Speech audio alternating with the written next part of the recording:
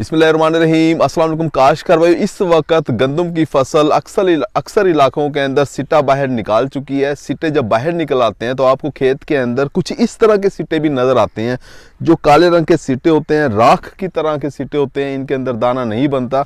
ये सिट्टे आपको खेत के अंदर नज़र आ रहे होते हैं। हमारे काश्तकार दोस्त परेशान होकर पूछ रहे होते हैं कि कौन सी स्प्रे करें इससे, इस बीमारी को ख़त्म करने के लिए।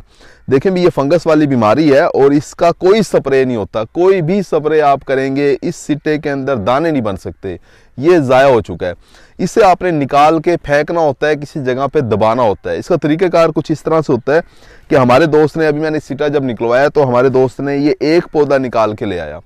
हालांकि ये गलत तरीका है, यानी जब आपने इसे ज़ाया करना है तो आपने पूरे पौधे को निकालना है। अब जब ये पौधा जब निकाला था तो इसके साथ में 3-4 मज़ीद शगुफ़े भी होंगे जो कि हमारे दोस्त ने उसी जगह पे छोड़ दिए। कुछ दिनों के बाद जब वो सिट्टे बाहर निकलेंगे तो वो भी इसी तरह के निकलेंगे। तो आपको चाहिए कि जब आपको एक सिट्टा नज़र आए तो इसे पूरा का पूरा पौधा निकाल दें, यानी 4, 5, 6 जितने भी शगुफ़े हैं उस पौधे के अंदर वो सारे के सारे निकालें। एक थैला अपने साथ लेके जाएं, जो खाद वाला थैला होता है, या शापर कोई लेके जाएं, उसके अंदर इस पौधे को इस तरीके से डालें थैले के अंदर और इसे कहीं दूर जाके दबा दें या जला दें। देखिए इसी तरह से आप जैसे ये सिट्टा पकड़े ज़रा, ये करीब देखते हैं, ये इस तरह से आपको खेत के अंदर ये सिट्टे नज़र आ रहे होते हैं। अब ये 3 सिट्टे एक साथ आपको नज़र आ रहे हैं। आपने ख्याल ये करना है कि इसका जो राख है इसकी, या इसकी जो फंगस के जो स्पोर जरासीम है वो दूसरे पौधों के ऊपर भी ना गिरें, क्योंकि वो जितने पौधों के ऊपर गिरेंगे उसके बाद जब दाना बनेगा तो वो अगले साल जब आप उसके बीज के तौर पे जब आप उससे काश्त करोगे तो वो पौधे भी इसी तरह के ख़राब ही निकलेंगे। तो आपने बड़ी एहतियात के साथ पूरा का पूरा पौधा जो है वो निकालना होता है।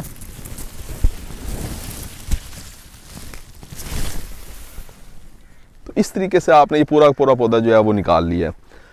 निकाल के आप इसे किसी भी जगह पे थैले के अंदर डालें और इसे दफन कर दें। एक और जो है ना वो उधर नज़र आ रहा है, वो निकाल के लाएं भाई। ये आपने अपना पूरा खेत साफ करना होता है, इसे बिल्कुल ना छोड़ें। अगर आप इसे छोड़ देंगे कि अंदर जाके आपकी फसल ख़राब हो रही है तो अगले साल होगा क्या कि ये जो दूसरे पौधों को ये ख़राब करेगा, जरासीम इसका फैल जाएगा इस खेत के अंदर।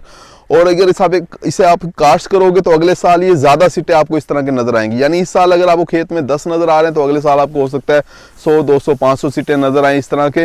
और साथ में एक तो सिट्टों की तादाद बढ़ जाएगी, दूसरा ये कि अगर आप इसे घर में खाने के तौर पे अगर आप इस्तेमाल करते हैं तो ये आपने अक्सर सुना होगा कि रोटी खाने के बाद जो है वो पेट में दर्द हो गया है, कुछ इस तरह के जो है ना वो मसाइल आ रहे होते हैं।